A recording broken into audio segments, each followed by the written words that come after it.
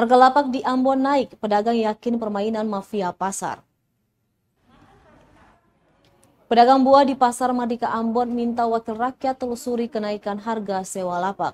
Menurut pedagang, kenaikan harga sewa sudah tidak masuk akal lantaran naik berkali lipat dari harga awal yang ditetapkan pemerintah Kota Ambon. Pedagang pun meyakini ada permainan mafia pasar. Pasalnya harga sewa lapak saat ini sudah tidak masuk akal. Para pedagang pun mengaku mengetahui oknum yang diduga adalah mafia itu. Dalam SK Wali Kota Ambon Richard Lohena Pesi nomor 463 tahun 2021 tercantum standar harga kios sementara pada Pasar Apung Mardika, Pasar Oleh-oleh Tantui, dan Pasar Transit Paso di Kota Ambon.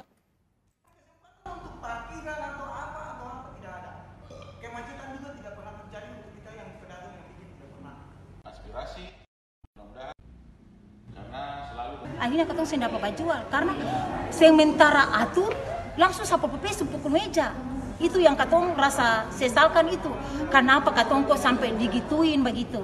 Padahal kan harusnya kan kalau memang pemberitahuan untuk pembongkaran katong su ada tanpa begitu. Jadi istilahnya mama dong pindah ke tanpa sudah. Kata orang su tanpa di sana. Berarti katong langsung pindah kan. Tapi ternyata yang ada. Makanya katong tadi ke Kota Madia untuk ketemu dengan Pasek atau Pak Wali Kota, tapi keluar daerah, makanya katong langsung ke sini. Jadi katong sampai di sini tadi katong menyampaikan tadi, mudah-mudahan saja katong pun inspirasi yang katong sampaikan itu akan bisa terlaksana dan katong dipindahkan di mana, tetap katong siap pindah. Yang penting katong ditetapkan di mana begitu. Jangan kasih biarkan katong pun buah-buah di jalan begitu. Itu sangat tidak etis lah. Soal harga lapak bisa kasih komentar sedikit? Soal harga lapak yang tadi. Oh, harga lapak itu memang iya.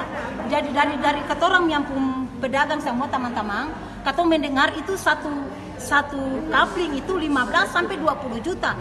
Entah itu apa iya pemerintah sudah kasih target harga demikian untuk pedagang atau Terima kasih sudah nonton.